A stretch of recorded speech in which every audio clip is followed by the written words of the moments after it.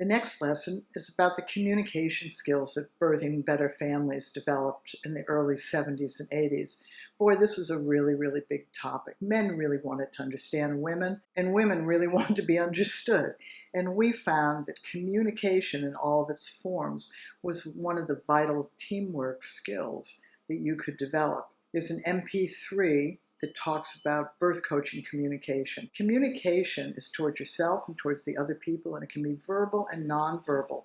And there are two handouts. One is on communication, which gives you the full range of the nonverbal and verbal communication skills that we put together as families in the early 70s and 80s and have used in tens and thousands of births since then. And they're life skills, because once you develop better communication, you'll communicate better throughout life in all circumstances.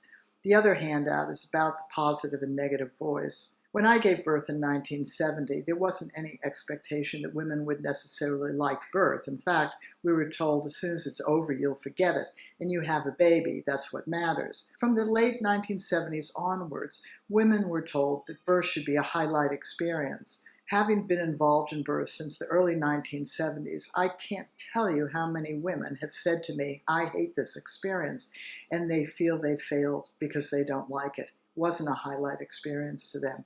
So we developed skills to deal with this, and this is in the handout, positive and negative voice. What we learned was we can say terrible things in our head throughout birth, throughout life, as we're parent, as we're in our partnership relationship, job, lots of things that can be negative. However, if we get really clever, we use positive behaviors, we manage well. In other words, when we're really angry at our child and want to toss them out the door, we can't do that. So we use positive, skilled behaviors. You'll learn to do that in birth in this lesson.